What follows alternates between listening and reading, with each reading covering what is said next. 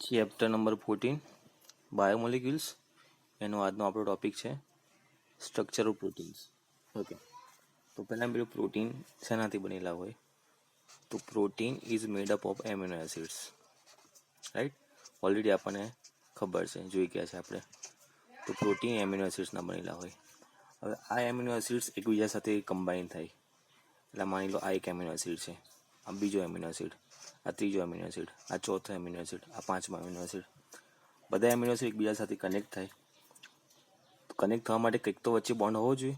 તો a bond છે peptide bond. તો એમિનો એસિડ એકબીજા સાથે કનેક્ટ થયા વાયા પેપ્ટાઇડ બોન્ડ. તો આ બની ગયો પેપ્ટાઇડ બોન્ડ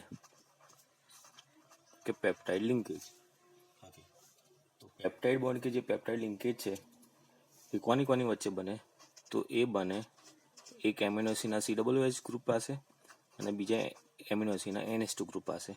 તો આ બે વચ્ચે પેપ્ટાઇડ લિંકેજ બને, પેપ્ટાઇડ બોન્ડ બને. એ જે પેપ્ટાઇડ લિંકેજ છે એક ટાઈપની એમાઇડ લિંકેજ કહેવાય. એમાઇડ એક ફંક્શનલ ગ્રુપ છે CONH2. તો પેપ્ટાઇડ લિંકેજ COOH અને NH2 વચ્ચે બને છે અને આ પેપ્ટાઇડ લિંકેજથી એમિનો એસિડ એકબીજા સાથે કનેક્ટ થાય છે.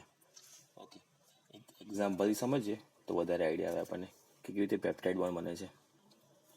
તો આપણી પાસે છે એક એમિનો એસિડ ગ્લાયસિન. તો આ ગ્લાયસિનનું સ્ટ્રક્ચર ડ્રો કરીએ છીએ.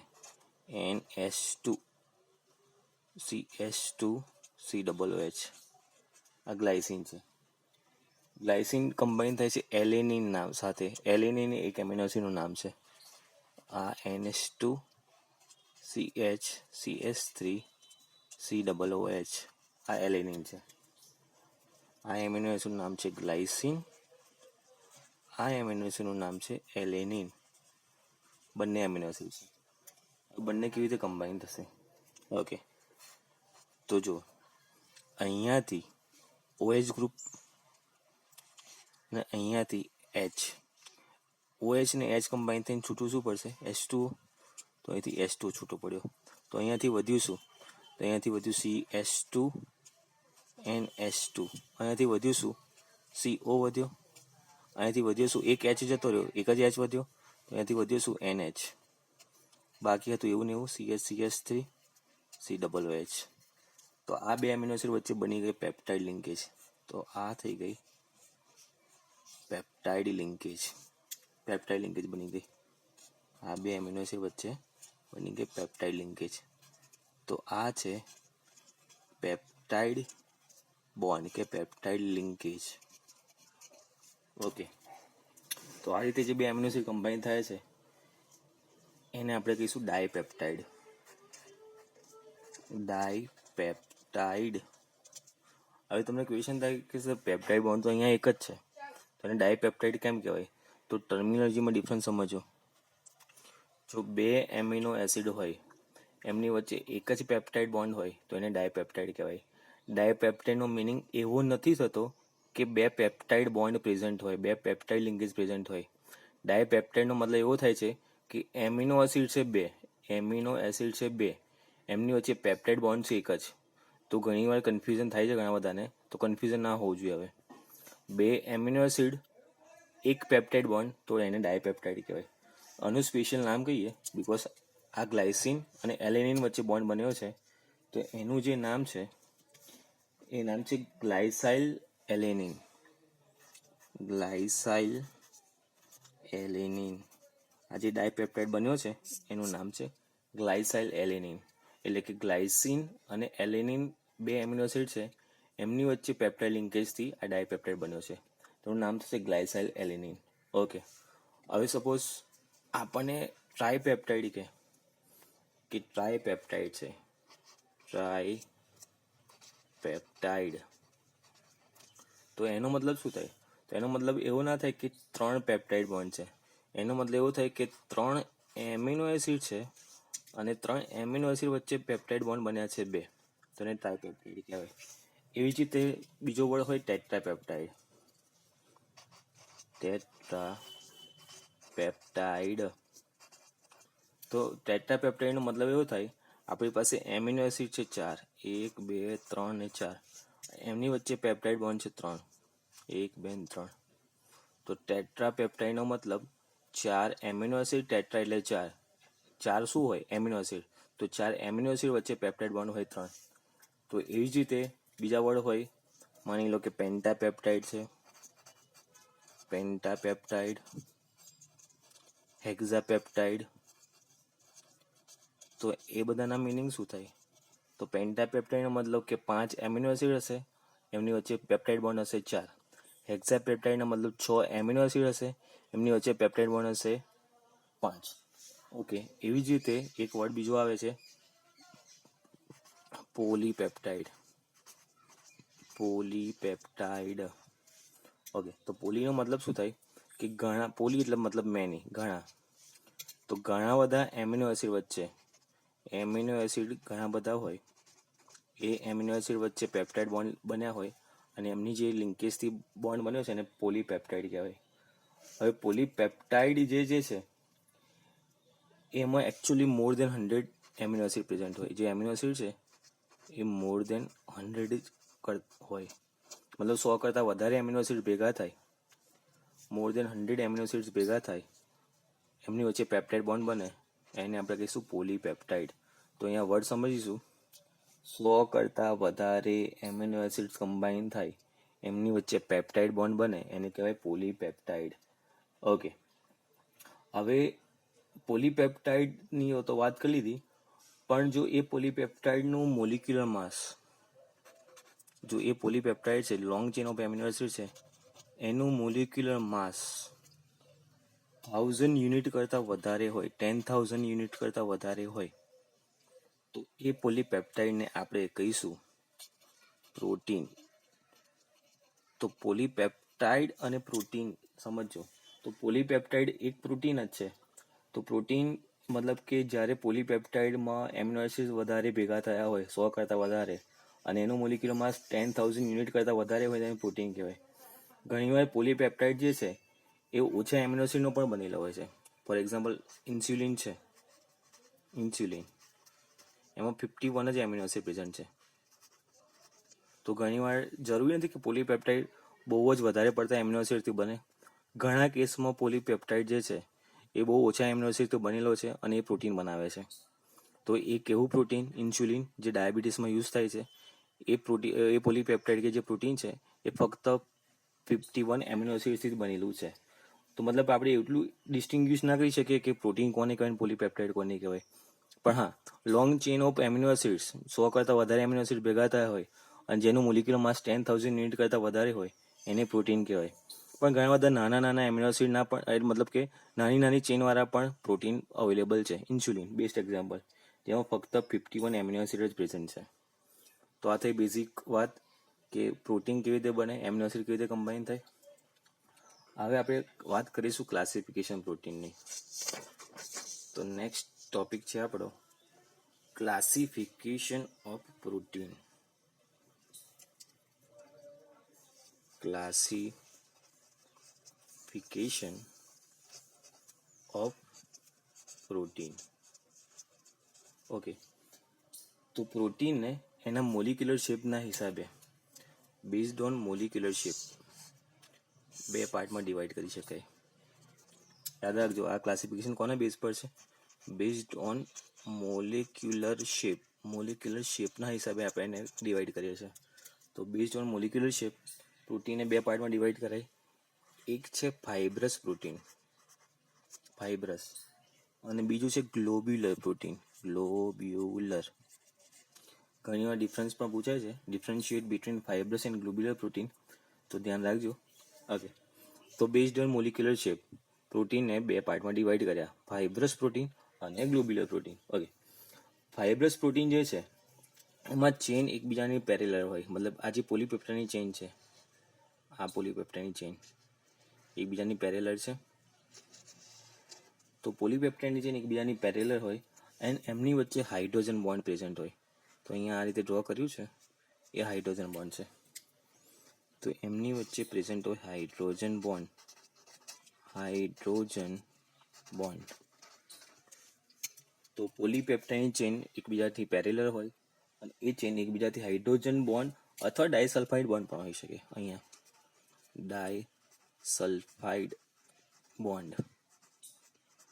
તો હાઇડ્રોજન બોન્ડ અથવા ડાયસલ્ફાઇડ બોન્ડથી કનેક્ટેડ હોય અને એ ફાઇબર લાઇક સ્ટ્રક્ચર બનાવે. એનું નામ છે ફાઇબ્રસ. તો ફાઇબર જેવું સ્ટ્રક્ચર બનાવે. આ પ્રોટીનની બીજી કેરેક્ટરિસ્ટિક છે, એક તો ફાઇબર લાઇક છે,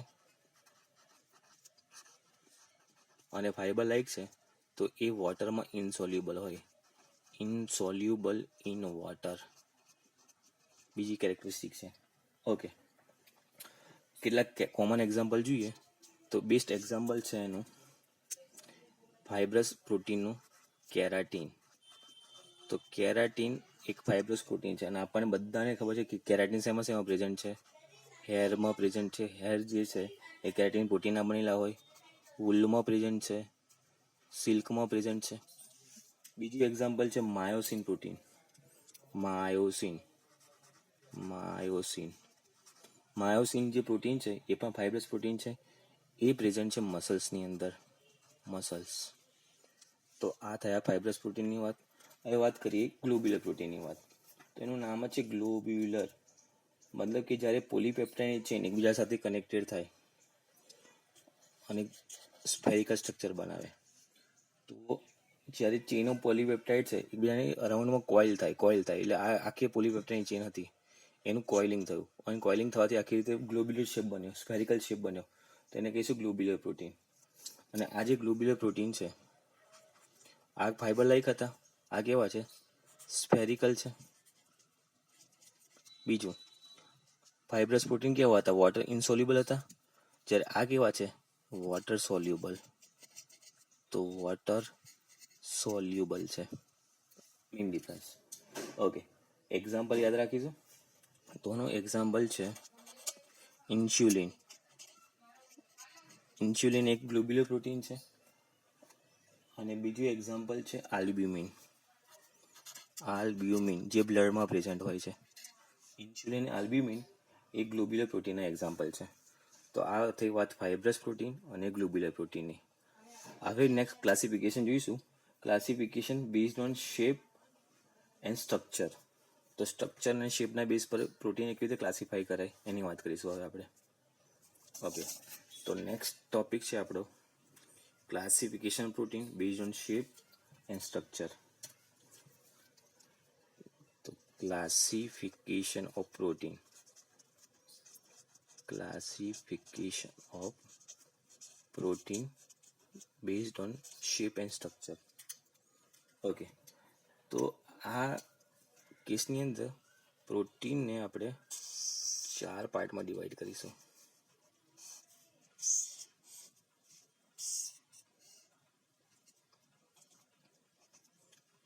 based on shape and structure. અહીંયા કેટેગરી કઈ છે? Based on shape and structure.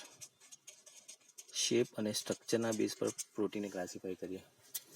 Okay, તો based on shape and structure protein જે છે એ 4 ટાઈપમાં ડિવાઈડ કરી શકાય. એક હોય પ્રાઇમરી પ્રોટીન, એક હોય સેકન્ડરી પ્રોટીન, એક હોય ટર્શિયરી પ્રોટીન અને એક હોય ક્વોટરનરી પ્રોટીન. ક્વોટરનરી, પ્રાઇમરી, સેકન્ડરી, ટર્શિયરી અને ક્વોટરનરી. 4 પાર્ટમાં આપણે પ્રોટીનને ડિવાઈડ કરેલું છે. ઓકે, હવે પ્રાઇમરી કોને કહેવાય, સેકન્ડરી કોને કહેવાય, ટર્શિયરી કોને કહેવાય, ક્વોટરનરી કોને કહેવાય એને ડિટેલમાં ડિસ્કસ કરીએ. ઓકે, તો કોઈ પણ પ્રોટીન હોય, કોઈ પણ પ્રોટીન એટલે મતલબ આ પ્રોટીન છે, તો પ્રોટીનની અંદર જે ઘણી બધી પોલીપેપ્ટાઇડ ચેન હોય, આ એક આખી પોલીપેપ્ટાઇડ ચેન છે, આ બીજી પોલીપેપ્ટાઇડ ચેન છે, આ ત્રીજી પોલીપેપ્ટાઇડ ચેન છે. એ બધી પોલીપેપ્ટાઇડ ચેન છે એને આપણે આ રીતે લખીએ. આ એક પોલીપેપ્ટાઇડ ચેન, આ બીજી પોલીપેપ્ટાઇડ ચેન, આ ત્રીજી પોલીપેપ્ટાઇડ ચેન. તો આ બધી જે પોલીપેપ્ટાઇડ જે ચેન છે એ શેનાથી બનેલી હોય? એમિનો એસિડથી બનેલા હોય. તો અહીંયા બધી એમિનો એસિડ હોય. Amino acid, amino acid, amino acid, amino acid, amino acid. Amino acid વચ્ચે કયો બોન્ડ હોય? પેપ્ટાઇડ બોન્ડ હોય. હમણાં જ ભણી ગયા. તો એમિનો એસિડની જે લોંગ ચેન છે જેના લીધે પોલીપેપ્ટાઇડ બને છે, તો એમિનો એસિડની લોંગ ચેન જેના લીધે પોલીપેપ્ટાઇડ બને છે એને આપણે કહીશું પ્રાઇમરી પ્રોટીન. તો પ્રાઇમરી પ્રોટીન ફક્ત શું છે? Specific sequence of amino acid જે પોલીપેપ્ટાઇડની ચેન બનાવે છે એને પ્રાઇમરી પ્રોટીન કહેવાય. તો પ્રાઇમરી પ્રોટીન બેઝિકલી શું હોય? એક single sequence of amino acid. તો single sequence of amino acid છે, single sequence of amino acid જે પ્રાઇમરી સ્ટ્રક્ચર કહેવાય. તો પ્રાઇમરી સ્ટ્રક્ચરમાં ફક્ત એમિનો એસિડ એકબીજા સાથે પેપ્ટાઇડ બોન્ડથી કનેક્ટેડ થયેલા હોય, અને જો આ એમિનો એસિડની સિક્વન્સ ચેન્જ થાય તો પ્રોટીન ડિફરન્ટ બની જાય. મતલબ દરેક પ્રોટીન માટે એમિનો એસિડની સિક્વન્સ સ્પેસિફિક હોય. એમિનો એસિડની સિક્વન્સ ચેન્જ થવી જોઈએ નહીં. જો એમિનો એસિડની સિક્વન્સ ચેન્જ થાય તો પ્રોટીન ડિફરન્ટ બની જાય. તો મતલબ પ્રાઇમરી પ્રોટીન એટલે એમિનો એસિડ એકબીજાથી એમિનો એસિડ એકબીજાથી ખાલી પેપ્ટાઇડ બોન્ડથી કનેક્ટેડ થયેલા હોય અને જે પોલીપેપ્ટાઇડની ચેન બનાવે છે એને કહેવાય પ્રાઇમરી. ઓકે, હવે જ્યારે આ પ્રાઇમરી જે સ્ટ્રક્ચર છે એના શેપ અલગ અલગ ચેન્જ થાય, તો ડિફરન્ટ શેપ એક્ઝિસ્ટ કરે. તો શેપ એટલે મતલબ કે આ પ્રાઇમરી સ્ટ્રક્ચર છે એ કોઇલ થાય. કોઇલ થાય તો મતલબ કે સપોઝ આ પ્રાઇમરી સ્ટ્રક્ચર છે એ કોઇલ થવાથી કંઈક આ ટાઈપનું સ્ટ્રક્ચર બનાવ્યું, કાં તો કોઇલ થવાથી આ ટાઈપનું સ્ટ્રક્ચર બનાવ્યું. તો એ સ્ટ્રક્ચર બનાવવાથી જે શેપ ચેન્જ થયો, શેપ ચેન્જ થવાથી જે સ્ટ્રક્ચર બન્યું એને કહીશું સેકન્ડરી સ્ટ્રક્ચર ઓફ પ્રોટીન. તો પ્રાઇમરી સ્ટ્રક્ચર મતલબ કે straight chain of amino acid connected by peptide bond, એને પ્રાઇમરી કહીશું. હવે એ પ્રાઇમરી વચ્ચે કંઈક હાઇડ્રોજન બોન્ડ બન્યા, કંઈક ડાયસલ્ફાઇડ બોન્ડ આવ્યા. તો હાઇડ્રોજન બોન્ડ ડાયસલ્ફાઇડ બોન્ડના લીધે એ લોકોએ જો પર્ટિક્યુલર શેપ એટેન્ડ કર્યો એને કહીશું આપણે સેકન્ડરી સ્ટ્રક્ચર. હવે સેકન્ડરી સ્ટ્રક્ચર પાછા બે ટાઈપના હોય. એક હોય આલ્ફા હેલિક્સ, કારણ કે એનું હેલિકલ સ્ટ્રક્ચર બને છે, અને એક હોય beta plated sheet. Beta plated sheet. તો બંનેમાં ડિફરન્સ સમજો. પ્રાઇમરી સ્ટ્રક્ચર હતું જે પ્રોટીનનું, એમાં કંઈક બોન્ડ બનવાથી, એક કોઇલ થવાથી એમાં અલગ અલગ શેપ એટેન્ડ થયા, એને કહીશું સેકન્ડરી સ્ટ્રક્ચર. હવે એ શેપ બે ટાઈપના એટેન્ડ થાય છે. એક હેલિકલ સ્ટ્રક્ચર બને છે, આ રીતે કોઇલ ટાઈપનું રાઉન્ડ રાઉન્ડ રાઉન્ડ, અને એક આ ટાઈપની શીટ ટાઈપનું સ્ટ્રક્ચર બને છે. મતલબ કે પેપર, ગ્રુપ ઓફ પેપર હોય આ રીતે. સપોઝ આ પેપર છે, બધા આ બધા જે પેપર છે એકબીજા સાથે કેવા એકબીજા સાથે વન બાય વન કનેક્ટેડ છે. તો આ બધા જે પેપર છે એ પેપર ટાઈપના આ ટાઈપનું શેપ બનાવવા. એક પેપર, આ એક બીટા પ્લેટેડ શીટ, આ બીજી બીટા પ્લેટેડ શીટ, આ ત્રીજી બીટા પ્લેટેડ શીટ. તો પેપર એકબીજા સાથે કેવા જથ્થામાં ગોઠવાયેલા હોય, તો એ ટાઈપનો જે શેપ બનાવે એને કહેવાય બીટા પ્લેટેડ શીટ. ઓકે, હવે આ આલ્ફા હેલિક્સ ને બીટા પ્લેટેડ શીટ જે છે એ એકબીજા સાથે કનેક્ટેડ થયેલા હોય હાઇડ્રોજન બોન્ડથી, કાં તો ડાયસલ્ફાઇડ બોન્ડથી, કાં તો વાન ડર વાલ્સ ઇન્ટરેક્શનથી. આ બધા ઇન્ટરેક્શનથી એકબીજા સાથે કનેક્ટેડ થાય, વાન ડર વાલ્સ ઇન્ટરેક્શન. ઓકે, અમારે કહ્યું એ પ્રમાણે આ જે સેકન્ડરી સ્ટ્રક્ચર છે એમની વચ્ચે હાઇડ્રોજન બોન્ડ હોય, તો હાઇડ્રોજન બોન્ડ કેવી રીતે પોસિબલ છે એની વાત કરીએ. તો માની લો અહીંયા જે છે CO ગ્રુપ છે, બીજો કોઈ કલર લઈએ. અહીંયા છે CO ગ્રુપ, અહીંયા છે NH ગ્રુપ, અહીંયા છે CO, અહીંયા છે NH. તો આ CO ને NH વચ્ચે હાઇડ્રોજન બોન્ડ બને, અહીંયા હાઇડ્રોજન બને. તો એકબીજા પર એક ચેનનો અહીંયા CO ગ્રુપ બીજા ચેનના NH ગ્રુપ સાથે હાઇડ્રોજન બોન્ડ બનાવે. તો આ રીતે આલ્ફા હેલિક્સમાં હાઇડ્રોજન બોન્ડ પોસિબલ છે. ઓકે, બીટા પ્લેટેડ શીટની વાત કરીએ તો બીટા પ્લેટેડ શીટમાં પણ અહીંયા એકબીજા વચ્ચે હાઇડ્રોજન બોન્ડ પોસિબલ છે. તો અહીંયા પણ હાઇડ્રોજન બોન્ડ હોઈ શકે અથવા ડાયસલ્ફાઇડ બોન્ડ હોઈ શકે. તો બીટા પ્લેટેડ શીટ પણ હાઇડ્રોજન બોન્ડથી કનેક્ટેડ હોય, આલ્ફા હેલિક્સ પણ હાઇડ્રોજન બોન્ડથી કનેક્ટેડ હોય. ઓકે, તો પ્રાઇમરી સ્ટ્રક્ચર જે હતું આ એકદમ સ્ટ્રેટ ચેન, એક આખી પોલીપેપ્ટાઇડની, એમાં ટર્ન આવ્યા, એમાં બોન્ડ બન્યા. બોન્ડ બનાવવાથી એના અલગ અલગ શેપ આવ્યા. એક કોઇલ ટાઈપનું સ્ટ્રક્ચર બન્યું, સ્પ્રિંગ ટાઈપનું સ્ટ્રક્ચર બન્યું, જેને આલ્ફા હેલિક્સ કહીશું. એક પેપરનો જથ્થો એકબીજા પર કેવો પડ્યો હોય એ ટાઈપની શીટ બને, પેપરની શીટ, એને કહીશું બીટા પ્લેટેડ શીટ. ઓકે, હવે વાત કરીશું ટર્શરી સ્ટ્રક્ચરની. તો ટર્શરી સ્ટ્રક્ચર મતલબ કે ઓવરઓલ પ્રોટીનનું ફોલ્ડિંગ થાય, ઓવરઓલ ફોલ્ડિંગ થાય પ્રોટીનનું, ટોટલી ફોલ્ડિંગ થાય પ્રોટીનનું. અને ફોલ્ડિંગ થવાથી મતલબ કે જે સેકન્ડરી સ્ટ્રક્ચર હતું એનું ફર્ધર ફોલ્ડિંગ થવાથી એના અલગ અલગ શેપ બને, કાં તો એ ફાઇબ્રસ બને,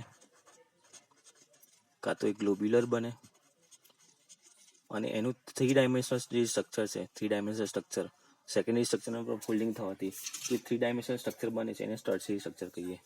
એટલે મતલબ કે આ જે સેકન્ડરી સ્ટ્રક્ચર હતું એ સેકન્ડરી સ્ટ્રક્ચર હતું એનું ફોલ્ડિંગ થયું પાછું. એટલે આ સેકન્ડરી સ્ટ્રક્ચર હતું એનું પણ ફોલ્ડિંગ થયું, તો સેકન્ડરી સ્ટ્રક્ચરનું પણ ફર્ધર ફોલ્ડિંગ થાય અને ટર્શરી 3 ડાયમેન્શનલ સ્ટ્રક્ચર બને અને ફાઇનલ શેપ એટેન્ડ કરે. ફાઇનલ શેપ કાં તો ફાઇબ્રસ હોય કાં તો ગ્લોબ્યુલર હોય. બે મેજર શેપ છે, ફાઇબ્રસ કાં તો ગ્લોબ્યુલર, જે હમણાં જોઈ ગયા. અને જે 3 ડાયમેન્શનલ સ્ટ્રક્ચર બન્યું એને આપણે કહીશું ટર્શરી સ્ટ્રક્ચર. તો પ્રાઇમરી સ્ટ્રક્ચર છે straight chain of amino acid, એમાં ફોલ્ડિંગ આવ્યું તો સેકન્ડરી સ્ટ્રક્ચરમાં ફર્ધર ફોલ્ડિંગ આવ્યું અને ફાઇનલ શેપ એટેન્ડ કર્યો એને કહીશું ટર્શરી સ્ટ્રક્ચર. અને ટર્શરી સ્ટ્રક્ચર પણ એકબીજા સાથે હાઇડ્રોજન બોન્ડથી કનેક્ટેડ હોય, કાં તો ડાયસલ્ફાઇડ બોન્ડથી કનેક્ટેડ હોય, કાં તો વાન ડેર વાલ્સ ઇન્ટરેક્શનથી કનેક્ટેડ હોય. તો આમાં પણ હાઇડ્રોજન બોન્ડ હોય છે, ડાયસલ્ફાઇડ બોન્ડ હોય છે અને વાન ડેર વાલ્સ ઇન્ટરેક્શન હોય છે. એ સિવાય પણ એમાં ઇલેક્ટ્રોસ્ટેટિક ઇન્ટરેક્શન પણ પોસિબલ છે. ઇલેક્ટ્રોસ્ટેટિક એટલે કે પ્લસ માઇનસ ચાર્જ વચ્ચે જે એટ્રેક્શન થાય, ઇલેક્ટ્રોસ્ટેટિક ફોર્સિસ ઓફ એટ્રેક્શન. તો ટર્શરી સ્ટ્રક્ચરમાં ઇલેક્ટ્રોસ્ટેટિક ફોર્સ પણ લાગે છે, એટલે કે પ્લસ માઇનસ જે ચાર્જ હોય એમની વચ્ચે પણ એટ્રેક્શન થાય છે. હવે ક્વોટર્નરી કોને કહેવાય? તો ક્વોટર્નરી કોને કહેવાય? જ્યારે બે કરતાં વધારે પોલીપેપ્ટાઇડ એકબીજા સાથે કનેક્ટેડ થયેલા હોય. બે કરતાં વધારે પોલીપેપ્ટાઇડ એટલે માની લો આ એક પોલીપેપ્ટાઇડ, આ બીજો પોલીપેપ્ટાઇડ, આ બીજો પોલીપેપ્ટાઇડ, આ ત્રીજો પોલીપેપ્ટાઇડ, આ ચોથો પોલીપેપ્ટાઇડ. અમુક પ્રોટીન એવા હોય જેમાં બે કે વધારે પોલીપેપ્ટાઇડ હોય તો એની અંદર 2 or more પોલીપેપ્ટાઇડ પ્રેઝન્ટ હોય. 2 or more polypeptide chain present હોય. 2 or more પોલીપેપ્ટાઇડ એ સબ યુનિટની જેમ કામ કરતા હોય. એટલે મતલબ આ એક સબ યુનિટ થઈ ગયો, આ બીજો સબ યુનિટ થઈ ગયો, આ ત્રીજો સબ યુનિટ થઈ ગયો, ચોથો સબ યુનિટ થઈ ગયો. તો અલગ અલગ પોલીપેપ્ટાઇડ એકબીજા સાથે કનેક્ટેડ થાય અને આખું જ પ્રોટીનનું સ્ટ્રક્ચર બનાવે. તો આખું જે પ્રોટીનનું સ્ટ્રક્ચર છે, તો આ બધા પોલીપેપ્ટાઇડની ચેન એકબીજા સાથે કનેક્ટ થઈને ટોટલી ફાઇનલ એક્ટિવ પ્રોટીન બનાવે, તો એને કહેવાય ક્વોટર્નરી. તો ક્વોટર્નરીને સિમ્પલમાં સમજવું હોય તો બે કરતાં વધારે પોલીપેપ્ટાઇડના ચેન સબ યુનિટ તરીકે કમ્બાઈન થાય અને આખું એક કમ્પ્લીટ એક્ટિવ પ્રોટીન બનાવે. જે એવું પ્રોટીન જે હવે યુઝમાં આવવાનું છે, એવું પ્રોટીન જે હવે કામમાં આવવાનું છે. તો એ જે પોલીપેપ્ટાઇડ છે બે કરતાં વધારે પોલીપેપ્ટાઇડથી બનેલું જે સ્ટ્રક્ચર છે એને કહેવાય ક્વોટર્નરી સ્ટ્રક્ચર. ઓકે, તો અહીંયા ફિગરથી આપણને પ્રોપર આઈડિયા છે. તો ફરીથી એકવાર ફિગરના બેઝ પર જોઈ લઈએ તો આ કન્સેપ્ટ આપણે એકદમ ક્લિયર થઈ જશે. તો પ્રોટીનનું ક્લાસિફિકેશન કરીએ આપણે based on shape and structure. તો 4 ટાઈપના પ્રોટીન હોય સ્ટ્રક્ચરના બેઝ પર: પ્રાઇમરી, સેકન્ડરી, ટર્શિયરી અને ક્વોટર્નરી. પ્રાઇમરી કોને કહેવાય? તો long chain of amino acids જે એકબીજાથી કનેક્ટેડ હોય. અત્યારે આ ના જોશો, આ તો મેં તમને ખાલી એમાંથી પોલીપેપ્ટાઇડનું ચેન ઉઠાવવાની વાત કરી હતી. આ છે, આ જે સ્ટ્રક્ચર છે મેઇન, આ પ્રાઇમરી સ્ટ્રક્ચર છે. તો પ્રાઇમરી સ્ટ્રક્ચર કોને કહેવાય? કે long chain of amino acids છે જે એકબીજા સાથે પેપ્ટાઇડ બોન્ડથી કનેક્ટેડ હોય એને પ્રાઇમરી સ્ટ્રક્ચર કહેવાય. હવે આ પ્રાઇમરી સ્ટ્રક્ચરમાં જો ફોલ્ડિંગ આવે અને પર્ટિક્યુલર શેપ એટેન્ડ કરે, એ શેપ કાં તો હેલિકલ શેપ હોય કાં તો બીટા પ્લેટેડ શીટના ટાઈપનો શેપ હોય. તો જો હેલિકલ શેપ હોય તો એને આલ્ફા હેલિક્સ કહીશું. બીટા પ્લેટેડ શીટ હોય, મતલબ આ ટાઈપનો ઝિગઝેગ ટાઈપનો શેપ હોય તો એને બીટા પ્લેટેડ શીટ કહીશું. આલ્ફા હેલિકલ શેપ હોય કે બીટા પ્લેટેડ શીટ હોય, એકબીજા સાથે હાઇડ્રોજન બોન્ડ, ડાયસલ્ફાઇડ બોન્ડ કે વાન ડેર વાલ્સ ઇન્ટરેક્શનથી કનેક્ટેડ થયા હશે. હવે આ જે સેકન્ડરી સ્ટ્રક્ચર છે એમાં પણ ફર્ધર ફોલ્ડિંગ થાય અને એને ફાઇનલ શેપ એટેન્ડ કરે, 3 ડાયમેન્શનલ શેપ એટેન્ડ કરે. તો એમાં પણ ફોલ્ડિંગ થવાથી કાં તો ફાઇબ્રસ શેપ એટેન્ડ કરે કાં તો ગ્લોબ્યુલર શેપ એટેન્ડ કરે. તો એ બને છે ટર્શરી સ્ટ્રક્ચર. અને ટર્શરી સ્ટ્રક્ચરમાં આ ટાઈપના ઇન્ટરેક્શન તો હજુ હોય જ. હાઇડ્રોજન બોન્ડ પણ હોય, ડાયસલ્ફાઇડ બોન્ડ પણ હોય, વાન ડેર વાલ્સ ઇન્ટરેક્શન પણ હોય. એ સિવાય ઇલેક્ટ્રોસ્ટેટિક ફોર્સિસ ઓફ એટ્રેક્શન પણ હોય, મતલબ કે પ્લસ માઇનસ ચાર્જ વચ્ચે પણ ઇન્ટરેક્શન થયું હોય, તો એને કહેવાય ટર્શરી સ્ટ્રક્ચર. હવે ક્વોટર્નરી કોને કહીશું? તો બે કરતાં વધારે પોલીપેપ્ટાઇડ એકબીજા સાથે કનેક્ટેડ થાય અને એકબીજા સાથે કનેક્ટેડ થવાથી એ બે પોલીપેપ્ટાઇડ જે છે એ ફાઇનલ એક્ટિવ પ્રોટીન બનાવે. એવું પ્રોટીન જે કામમાં આવવાનું છે, એવું પ્રોટીન જે ફંક્શન કરવાનું છે, એ જે એક્ટિવ પ્રોટીન બનાવું. તો બે કરતાં વધારે પોલીપેપ્ટાઇડ એકબીજા સાથે કનેક્ટેડ થાય સબ યુનિટના ફોર્મમાં અને એક જે એક્ટિવ પ્રોટીન બનાવ્યું છે, એક જે બાયોલોજીકલી ઇમ્પોર્ટન્ટ પ્રોટીન બનાવ્યું છે, એને આપણે કહીશું ક્વોટર્નરી. તો ક્વોટર્નરીનો મતલબ અહીંયા સિમ્પલ સમજો, 2 કરતાં વધારે પોલીપેપ્ટાઇડ કમ્બાઈન થાય એઝ અ સબયુનિટ, અને જે સ્પેશિયલ એરેન્જમેન્ટ કરે આ સબયુનિટ એકબીજા સાથે અને જે એક્ટિવ પ્રોટીન બનાવે એને કહીશું ક્વોટર્નરી સ્ટ્રક્ચર ઓફ પ્રોટીન.